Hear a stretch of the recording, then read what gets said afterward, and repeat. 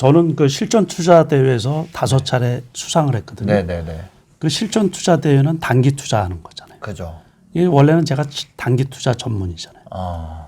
그래서 자산을 구분을 할 줄 알아야 돼요. 중장기 투자하는 계좌들은 사이즈가 커요. 저 같은 경우. 네. 제가 원래는 계좌가 한 10대 개가 있는데 네네. 반 이상이 이제 중장기 투자하는 계좌고 이 몇 개 계좌는 단기 투자하는 계좌. 그래서 단기 투자하는 계좌는 그 용도에 맞춰서만 쓸 줄 알아야 돼요. 그래서 계좌 관리라는 게 네. 엄청 중요해요. 그래서 이 계좌 관리에 관해서 말하는 사람은 주식 강의를 하는 사람들 중에서 저밖에 없어요. 계좌 관리. 계좌마다 이름표가 있어야 된다. 아, 그렇죠. 그 쉽게 통장 쪼개기 이거 초보 때 해요. 재테크 처음 들어올 때 이건 빨리 나갈 돈. 그다음에 이거는 정기적으로 나갈 돈. 이거는 급할 때 쓸 돈, 여유 자금 이렇게 해가지고 나눠서 이제 한번 내가 돈이 딱 들어오면은 이걸로 자동이체 되게 그렇게 해서 딱 쪼개 놓는 거 있거든요. 그 투자에서도 그렇게 하신다고요? 아, 그럼요. 그게 엄청 중요한 거죠. 수년 전에는 제 계좌가 장이 나쁠 때도 있잖아요. 장이 나쁠 때는 어떻게 해서 계좌를 키워나가고 그럴 때는 어떤 종목을 대응하고 지금 쓴 책 말고 전작에는 심지어 제가 2억 가지고 20억 만든 그거를 계좌를 오픈을 했거든요. 책에다가. 책에다 그런 거 오픈한 사람도 저밖에 없어요. 그 책을 많이 팔기 위해서 그런 것도 아니고 자랑을 하기 위해서는 더더구나 아니에요. 그러니까 오해하지 마시기 바라요. 그러니까 그 이유는 단 한 가지 뭐냐면 쇼크를 먹었어요. 쇼크를. 야, 30평 아파트가 무슨 18억이나 하냐고. 그래서 주식 투자를 통해서 돈을 그렇게 벌 수 있다라는 거를 그 투자자들한테 동기부여를 하기 위해서 책에다 그거를 계좌를 주식으로도 가능하다. 네. 그래서 그걸 오픈을 했던 거예요. 제가 돈 많이 번다는 거 알고 그러면 제가 생활에 불편을 느끼겠죠. 그렇죠. 그리고 제가 나이를 먹어가지고서 저 주식 잘하는 건 세상 사람들 다 아는데 내가 지금 뭐 자랑할 게 없어서 그걸 자랑을 하겠어요. 그렇죠. 그렇게 계좌를 오픈하고 그런 것도 주식 시장에 너무 엉터리가 많아가지고서 그것도 그렇게 오픈을 한 거거든요.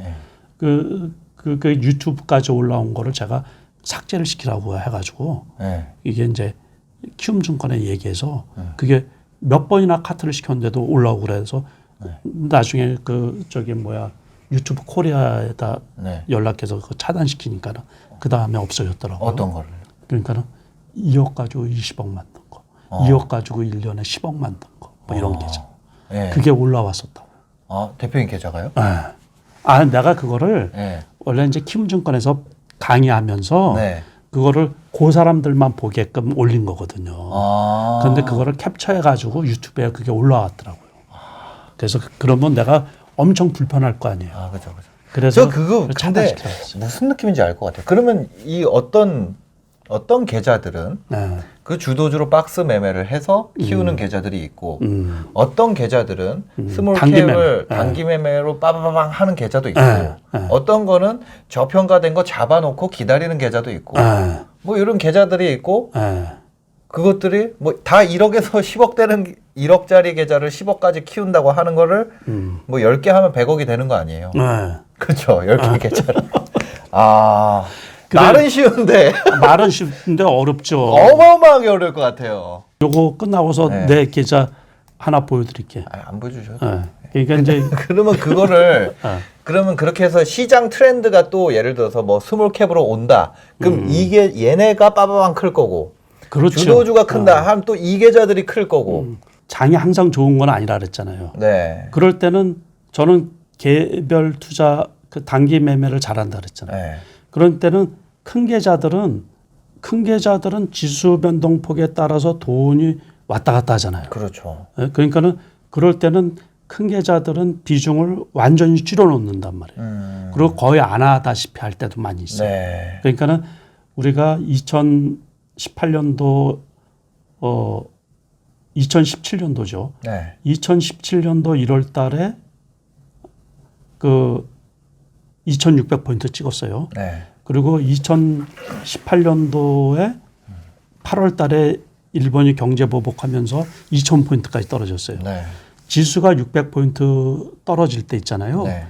그 체감 투자자들 체감하는 거는 엄청난 손실이 크거든요. 네. 네. 하다못해 지난해 3월 달에 그 1,500포인트까지 떨어질 때 있죠. 네.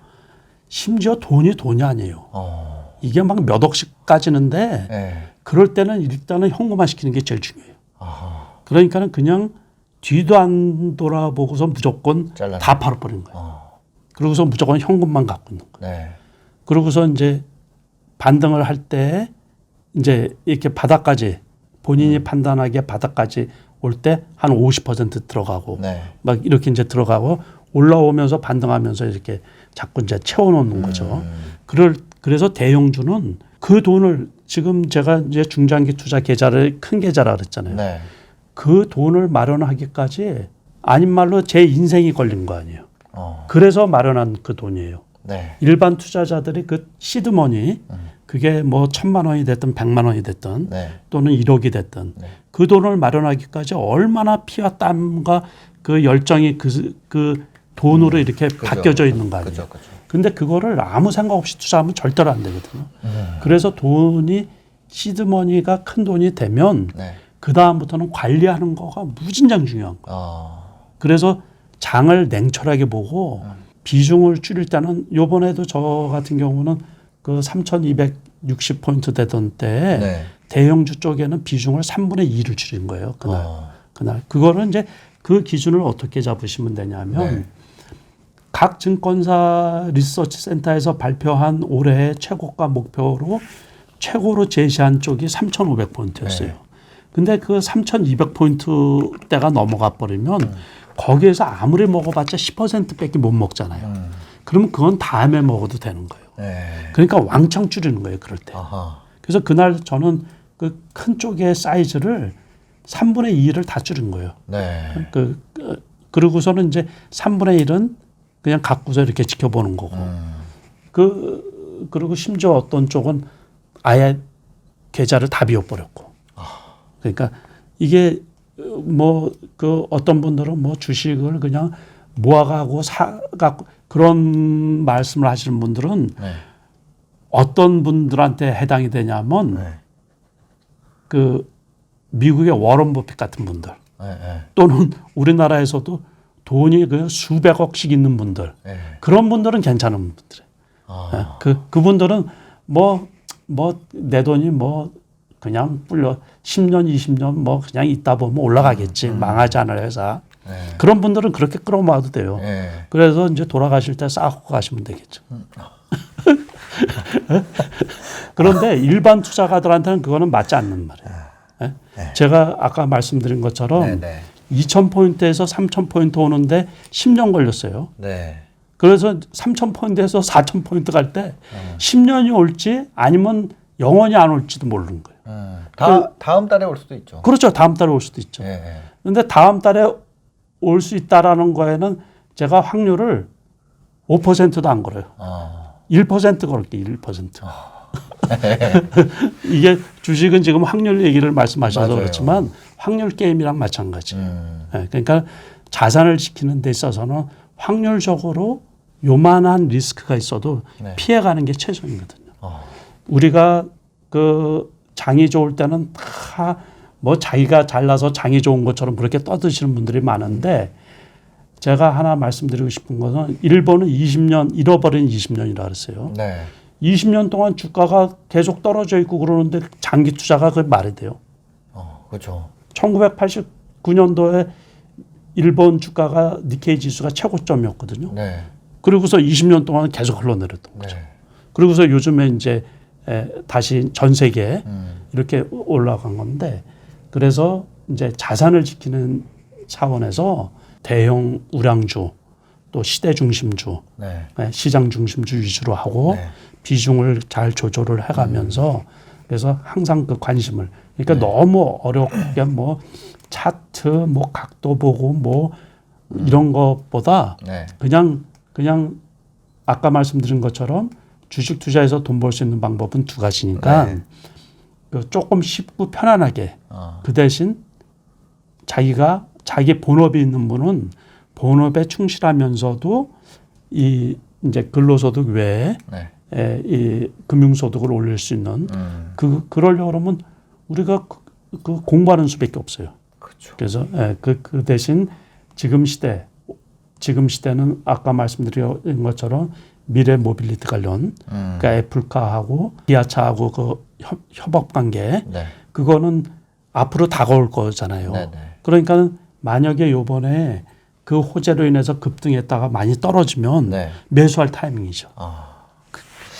이건 앞으로 다가올 미래니까는 그렇죠. 주식 시장은 선반영이 되는 거니까는 그런 거 하고 앞으로 어느 쪽의 산업이 좋아질 건가. 네. 그래서 요번에도 역시 이제 코로나로 인해서 피해를 가장 많이 봤던 것들 그런 쪽은 벌써 대면 사업 쪽은 벌써 주가는 미리 올라간 부분도 많이 있죠. 네. 이제 그런 쪽들도 계속해서 이렇게 관심을 갖고 계시면 뭐 가치주 뭐 이런 것 따질 거 없이 네.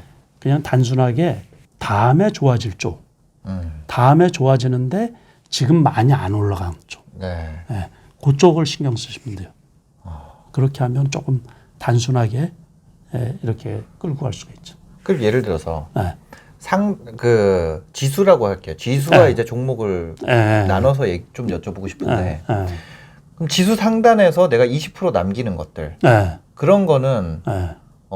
다음에 올라갈 종목인가요? 아니면 현재 아니죠. 시장 중심주인가요? 그러니까 지금 시장 중심주인데 시장 중심주가 지속이 된단 말이에요. 그 시대라는 게 우리가 1년을 시대라고 그러지는 않잖아요. 그죠. 그러니까 뭐 최소한 한 3년 뭐 한 3, 4년은 가는 주식 네네. 그런 것들은 시대 중심주라 그러죠. 뭐 차화정 이랬다. 그렇죠. 네. 차화정 같은 경우.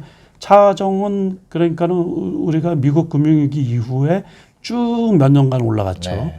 그러니까 반도체 관련 주식은 지금 한 3년 전부터 엄청 올라간 거죠. 네.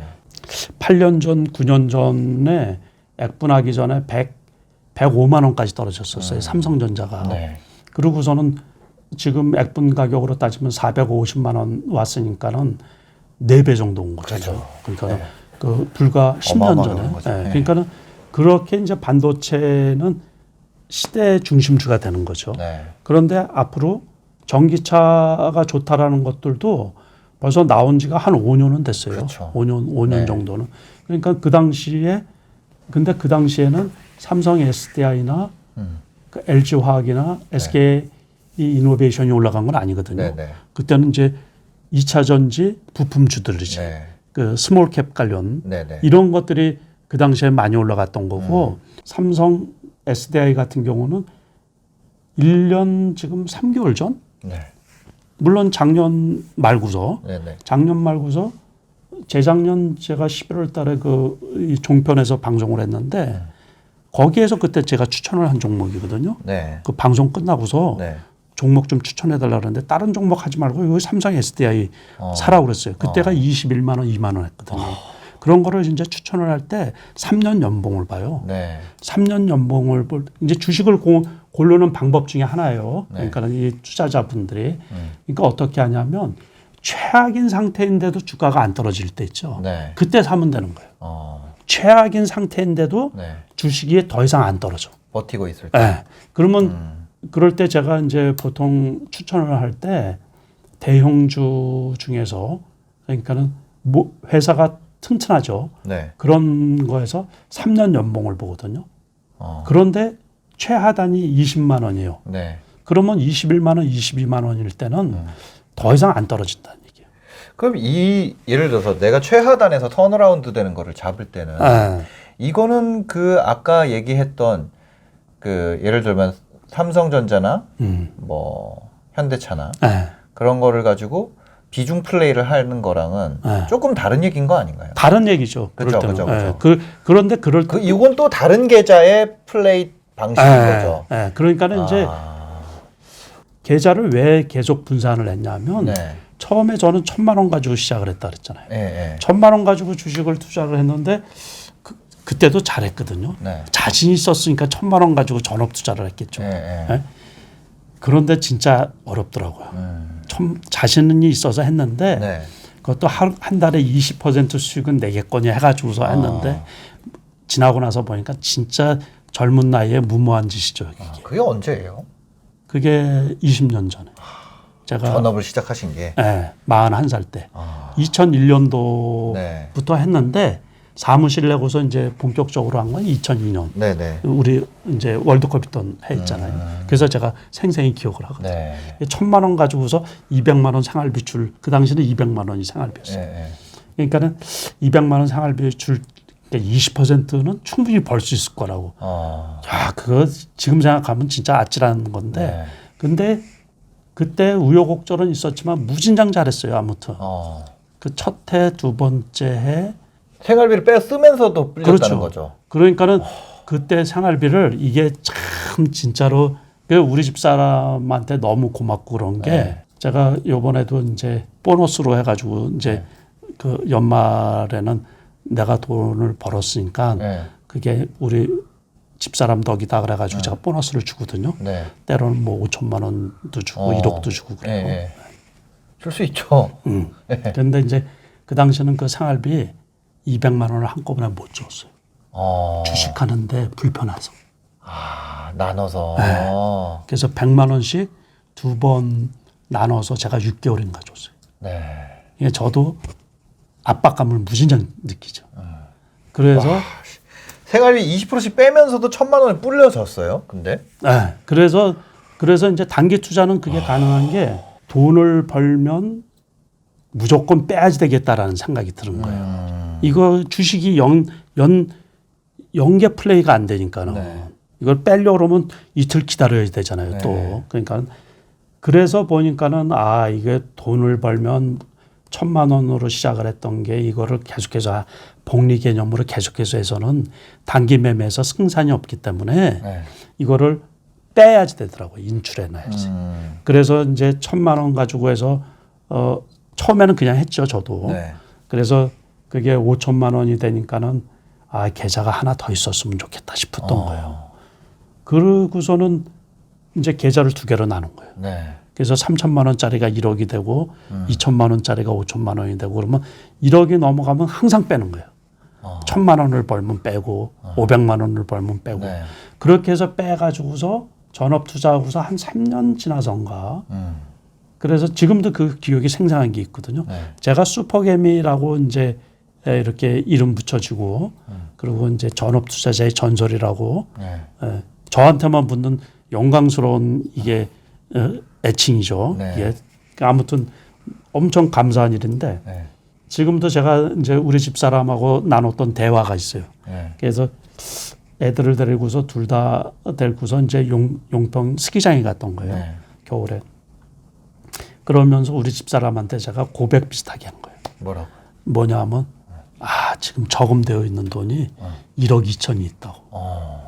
1,000만 원으로 시작해서 그 200만 원을 한꺼번에 못 주고 네. 100만 원씩을 나눠서 줬는데 네. 그러고서 그때 아파트 구입하고 그러면서 이제 대출 받은 게 좀 있었거든요. 네. 그거 다 청산을 하고 현금으로 1억 2천이 은행에 있던 거예요. 그리고서 주식하는 돈이 8천만 원이 있었어요. 네. 제가 그걸 고백했던 거예요. 이제 애들은 스키를 타면서 네. 저희 둘은 이제 커피를 마시면서 제가 그 얘기를 했던 거예요. 그러니까 뭐래요? 예?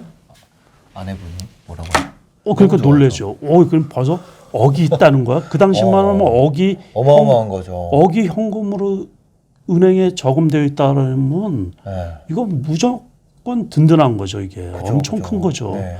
그 당시 그래도 저는 그 당시만 해도 저는 30대 그래도 40평대 아파트를 샀으니까 네. 청약 받은 것도 아니고 그러고서는 그 대출 받은 것도 그냥 주식해가지고 한 달 1년 만에 그 다 청산을 해버리고 네. 그 당시 되게 웃기는 게 네. 제가 그 빌린 돈 있잖아요. 네. 그거를 미리 갚는데도 제가 위약금을 냈어요. 중도상환 수수료를. 나 네. 그 되게 열받더라고요. 아, 그런데 그걸 2년 동안 낸 거 있잖아요. 네. 2년 동안 그거 10년 분할로 원래 그거를 대출을 받은 거거든요. 네. 근데 2년 동안 집어넣은 게 몇백만 원 돼요. 그런데 그거가 선이자로 다 나간 거예요. 야, 그 은행 진짜 돈 못 벌래야 못 벌 수가 없겠더라고요. 그 서민들 돈을 그렇게. 요즘에 중도상환 면제 상품들도 좀 나와요. 그래요? 요즘에. 네. 제가 그 당시는 대출이 필요 없으시니까. 아무튼 그랬는데 이제 네네. 그 다음에 네. 그 8천만 원 시드머니를 가지고 네. 6억 5천을 벌은 거예요. 아. 그러면서 이제 그 다음부터 탄탄대로를 간 거죠. 네. 근데 그때 6억 5천이라는 게 전부 다 단기 투자에서 벌은 거죠. 단타로. 네, 단기 투자로. 그게 돼요? 그러니까 단기 제 투자는 주변에 아는 형들 중에 단타 하다가 지금 다시 취업하는 형들 많고. 아, 그럼요. 이게 단기 투자는 그래서 단기 투자는 큰 돈 벌기가 엄청 어려운 거예요. 그런데 불가능하지는 않은 거예요. 네. 그래서 못해서 그런 거고 그 단기 투자 하지 말라. 저 같은 사람은 단기 투자 하지 말라고 할 수가 있어요. 네. 충분한 자격이 있기 때문에 네. 그리고 그거를 제가 오픈해서 보여줄 수도 있어요. 제가 다음 주에 키움증권에서 강의가 있는데 네. 그때 키움증권 계좌는 단기 투자 계좌예요. 네. 그걸 가지고서 얼마나 벌었는지를 그쪽에서 그 한번 보여드리려고. 그래서 네. 단기 투자가 불가능하지는 않아요. 네. 그런데 리스크가 너무 많이 따른다는 거예요. 그래서 단기 투자 계좌는 아까 말씀드린 것처럼 충분히 이거를 갈라놓고서 네. 수익이 나면 항상 빼라는 얘기예요. 빼라. 단기 투자는 복리 효과를 누릴 수가 없어요. 네. 누구나 마찬가지. 우리나라에서 돈을 아무리 단기 투자로 잘하는 사람도 네. 그렇게 못 벌어요. 그거는 그러니까 그렇게 만약에 벌었다는 사람이 있으면 네. 계좌를 한번 오픈해 보라 그랬어요. 네. 그러니까 단기 투자는 소위 말하는 투기 세력이 있죠. 네. 그 심리를 이용하는 거예요. 심리. 그러니까 정상적인 방법은 아니죠. 네. 정상적으로 기업 가치에 따라서 주가가 올라가는 거에 투자를 하는 그런 게 아니고 투기 세력들이 쏠리는 돈 쏠림 현상 있죠. 네. 어떤 이슈를 가지고 단기간에 올라가는 주식을 같이 편승해서 사이에 먹고 나오는. 그렇죠. 그래서 그거는 중장기 투자가 될 수가 없어요. 절대로. 너무 그거는 리스크가 너무 높은 거예요. 네. 호가 막 움직이는 거 그렇죠. 거기서 네. 딱 올라가는 걸로 들어갈 때 네. 잡아서 같이 올라가서 같이 올라가다가 꺾이기 전에 팔고 나오는 그렇죠. 거죠. 그렇죠. 네. 그래서 근데 이제 저도 제가 그거 봤는데 네. 저 해봤었거든요. 네. 어릴 때, 네. 20살 때. 근데 그때 알바하면서 단기 투자를 했었는데 안 되더라고요. 그거 할 게 아니에요. 체온이 올라가더라고요. 막 더워지고. 그렇죠. 예. 이게 그 단기 투자할 때 있잖아요. 네. 주식 가격이 급락을 하는 경우 있거든요. 네. 그러니까 과거에도 그랬어요. 20년 전에도. 다시 말해서 그때는 이제 장이 2시 50분에 끝나잖아요. 3시에 끝나고 지금은 3시 20분에 스톱되고서 이제 3시 30분에 이제 종가가 되는데 과거에도 2시 50분에 2시 48분까지 상한가였다가 있잖아요. 네. 2시 50분에 한가 가는 경우도 있어요. 그럼 신용까지 같이 쓰면은 그 당시는 뭐 지금처럼 30%는 아니었지만은 네네. 15%일 때 신용까지 같이 쓰고 그러면은 하루에 뭐 이게 그 미수 쓰고 그러면 60%까지 떨어지잖아요. 그때는 미수를 많이 썼거든요. 미수. 네네네. 요즘에는 뭐 미수가 되면 한 달간인가 이게 미수 동결이 되잖아요. 네네. 근데 과거에도 그랬고 지금도 마찬가지예요. 그러면은 지금 말씀하신 것처럼 등골이 오싹하죠. 네. 그래서 단기 투자는 아무리 잘하더라도 제가 최근에 수상한 게 2018년인가? 네. 그래요. 그러니까 불과 몇 년 전이죠. 네.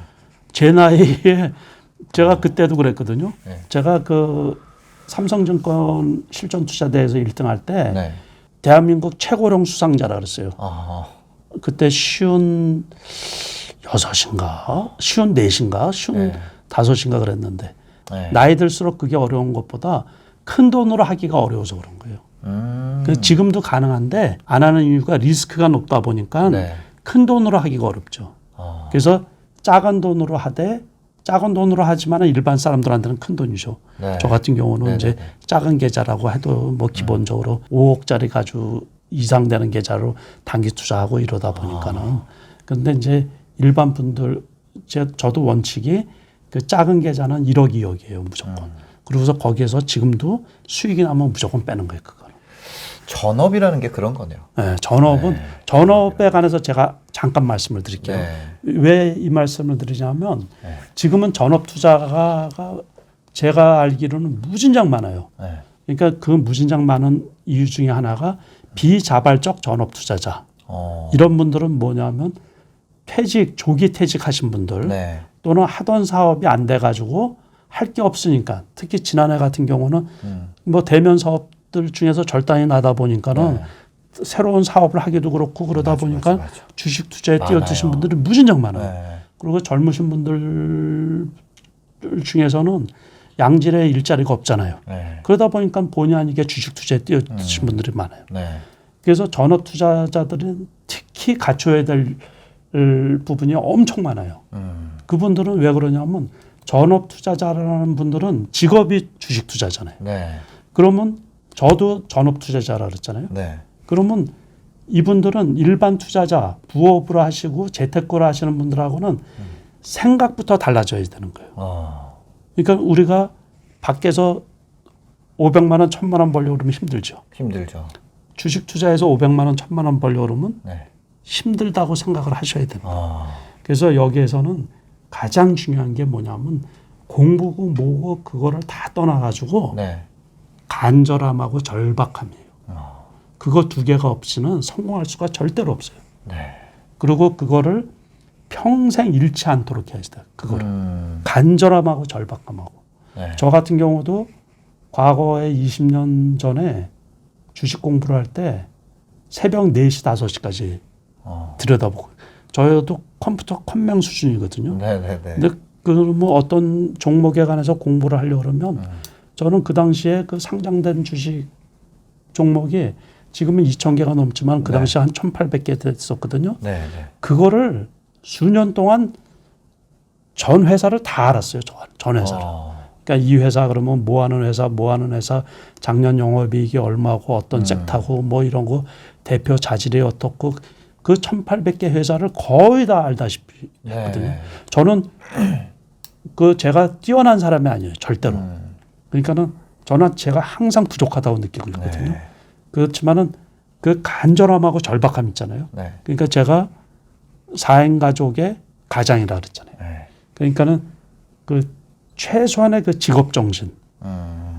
그래서 그거가 제일 중요해요. 그 다음에 공부를 하고 나쁜 투자 습관 있잖아요. 네. 그러면 그런 거를 다 커버할 수가 있어요.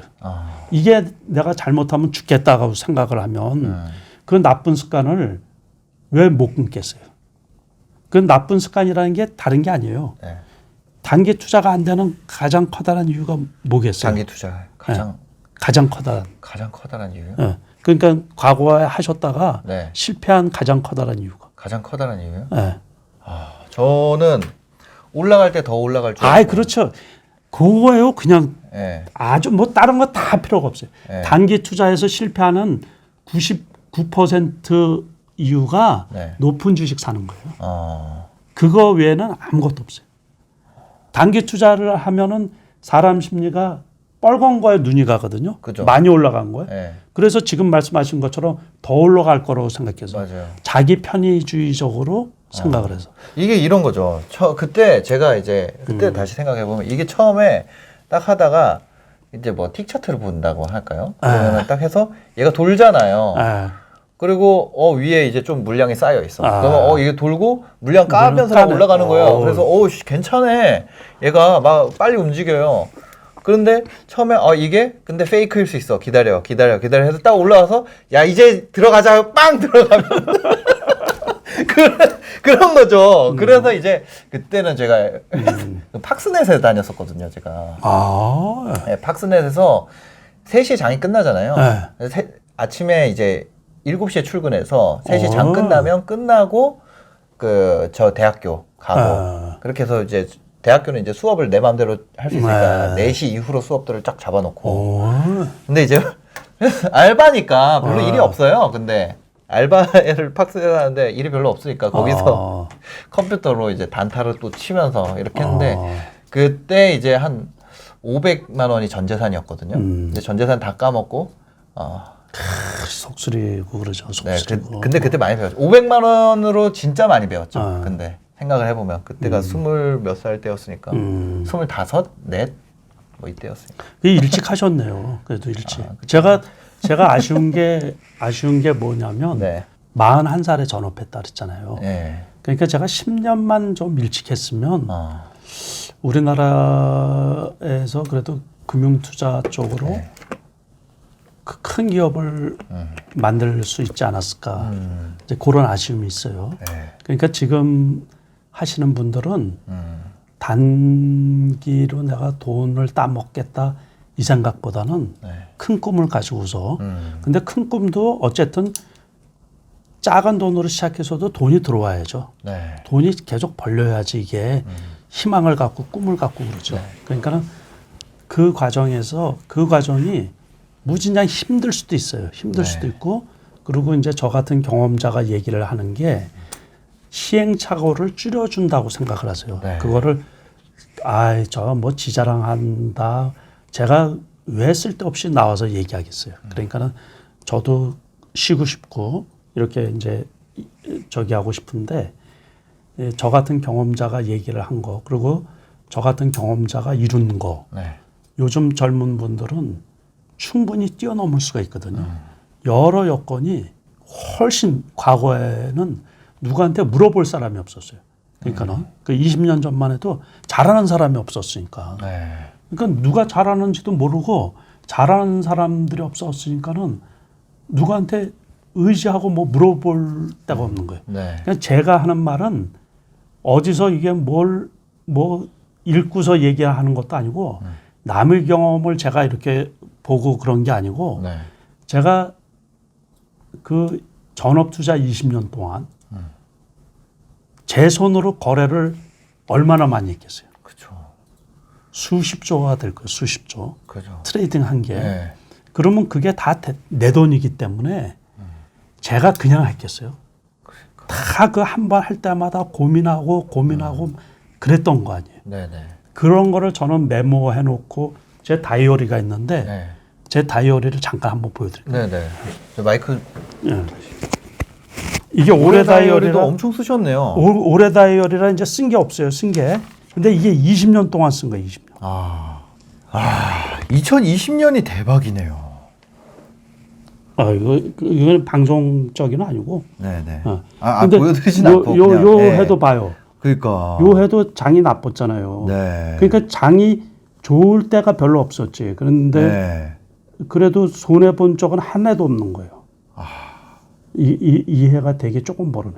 네. 이게 이제 제가 아까 말씀드렸던 그 이제 슈퍼게임으로 된 네. 고해지 이제 8천만 원 가지고 6억 5천 벌어.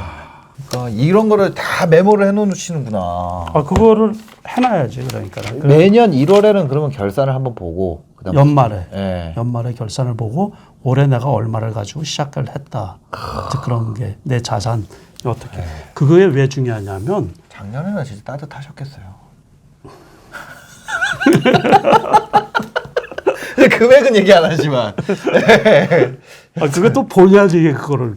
그러니까 이제 이게 그래서 돈 관리가 제일 중요한 거예요. 돈 관리, 자산 관리. 그러면 여러 가지 방식이 있잖아요. 지금 네. 얘기하신 것 중에 뭐 단타도 있고, 그 뭐 턴어라운드 잡는 것도 있고, 그 시장 중심주의 비중 매매 방식도 있고, 지금 몇 가지를 얘기해 주셨는데, 초보자에게 가장 추천하는 방식은 어떤 거세요? 초보자는 그러니까는 이제 돈이라는 것도 네. 하루아침에 불지가 않잖아요. 네. 그러니까 천천히 하되 자기 처지에 맞는 거를 내가 그 초보자도 여러 가지가 있어요. 네. 전업 투자가 초보자가 있고 네. 그냥 부업으로 하는 초보자가 있고 네. 그러니까 직장인 같은 경우. 그렇죠. 근데 대부분 부업 초보자가 많죠. 그렇죠. 네. 그러니까 부업으로 하는 직장인들 같은 경우는 네. 삼성전자나 이제 그 뭐 전기차나 이런 네. 거에서 그 이 비중을 일정 부분 담아놓고 네. 그리고서 거기에서부터 공부를 조금씩 해나가는 건데 이 원래 그 사이트 같은 데도 보면 무료로 해주는 데가 있어요. 그러니까 어떤 거예요? 무료로 그 공부할 수 있는 거 네. 자료들이 네. 네. 그것 중에서는 이제 제일 좋은 데가 키움증권에서 하는 How to Stock이라고 있어요. 알아요. 네. 네. 다 그런 게 무료거든요. 네. 회원가입도 아마 제가 보기에 필요가 없는 거로 알고 네, 있는데 네, 네. 그래서 그런 거를 이렇게 계속해서 보시고 다른 거는 볼 필요 없어요. 그러니까 시대 트렌드에 맞는 주식이 네. 이동평균선은 왜 중요하냐면 지금 가격이 높은지 낮은지를 나타내는 그 지표가 되는 거거든요. 네네. 그러니까는 아까 말씀드린 것처럼 21선까지 떨어져 있나, 61선까지 떨어져 있나, 네. 이런 거를 이제 보시면서 그러고서 가장 기본적인 게 있어요. 시대 중심주가 만약에 많이 떨어졌다가 처음 올라갈 때, 네. 그러니까 골든 크로스가 발생할 때 매수고, 네. 데드 크로스가 발생하면 무조건 매도예요. 네. 그러고서 그게 꺾이고서 21선, 61선일 때 매수하는 거. 이제 그래서 그 이동평균선 볼 줄 아는 거하고 이게 시대 중심주하고 맞나? 네. 그냥 단순하게 보시라고요. 정배열되면? 그 이제 정배열되기 전에 네. 정배열 이제 다시 말해서 단기 이제 이동평균선이 중장기 이동평균선을 뚫고 올라올 때가 골든 네. 크로스가 발생한다 그랬죠. 네네. 그러면서 이제 먼 발치를 이렇게 보시는 거예요. 향후에 네. 향후에 시간이 지나면서 주식시장 상황이 어떻게 될 것인가 또는 어떤 사건이 어떻게 전개될 것인가. 네. 지난해 코로나 같은 경우는 코로나 이후에 앞으로 어떻게 이게 코로나가 상황이 어떻게 전개될까. 네. 그것만 예측을 많이 했어도 떼돈을 벌었겠죠. 그렇겠죠. 지난해 같은 네, 경우. 네. 그런 거예요. 그러니까 세상은 매번 어떤 이슈가 나오거든요. 네. 그러니까는 그 중장기 투자든 단기 투자든 이 사건이 주식시장에 어떤 영향을 미치고 자기가 투자하고자 하는 종목에 어떤 영향을 미칠까. 그것만 생각을 잘 하시면 돼요.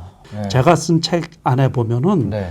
그 직장인들도 그 단기 투자, 중장기 투자할 때는 너무 오래 기다려야 되잖아요. 네. 그런데 이제 단기 투자로 그 돈을 벌 수 있는 그 수익 모형이 있어요. 수익 모형. 그러니까는 우리가 이제 워런 버핏은 뭐 가치 투자를 했다 그러잖아요. 네. 그러니까 저 같은 경우는 단기 투자도 하고 중장기 투자도 한다 그러잖아요. 네. 제가 지금 이거 보여드렸지만은 네. 여기에서 손해 나는 애가 하나도 없고. 그때도 안 났네요. 네? 이때도 아니 아마 이때 다이어리는요. 네. 제가 방송할 때도 여러 번 보여드린 건데 네. 2008년도 다이어리를 제가 갖고 오면은 놀라실 거예요. 2008년에도 수익이에요. 아 그럼요. 이때도 이때는 제가 주식에 관해서 우리나라에서 나만한 사람이 없다고 했던 게 2004년, 2008년도에. 네. 이때는 규모가 작았거든요. 제가 규모가 작았는데 이때 이제 다이어리를 보면 이게 월별 이렇게 이제 월말에 정산을 하거든요. 네, 네. 요 월말에 또 이제 정산을 하고 한 달 지나면 이렇게 이제 따로 정산을 해놓고 그러는데 네. 그때 아마 보시면 놀라실 거예요. 그러니까 지수가 그때 네. 하루에 100포인트씩 계속 떨어졌던 거예요. 10월, 11월 달에. 네. 그렇게 계속 떨어졌는데도 제 계좌 보고서 제가 스스로 놀란 거예요. 그때는 좀 하는 방법이 뭐냐면 네. 기관 외국인이 들어가는 거를 같이 들어가요. 그게 그러고서 하루 이틀 수익 내고서 또 팔고 하루 이틀 수익 내고서 또 팔고 그래서 그 당시 이렇게 보면 11월 달, 뭐 10월 달, 12월 달 이럴 때 폭락을 하고 있는데도 제가 8천만 원씩 벌고 막 9천만 원씩 벌고 그랬거든요. 그러니까는 그래서 그때도 1월부터 6월 달까지 수익 금하고 네. 7월부터 그때 이제 9월 달에 그 리먼 사태가 터져가지고 우리 추석 연휴일 때 터졌거든요. 그 다음 날에 그럴 때는 이제 자산 관리하는 것도 또 방법이 있어요. 그래서 대단히 고맙습니다. 아유, 아닙니다. 다음에 또 기회 되면 한번 또 오세요. 예. 네, 영상 보시고 도움이 되셨다면 구독과 좋아요, 댓글까지 부탁드리겠습니다. 영상 봐주셔서 감사합니다. 행복한 하루 되세요. 고맙습니다.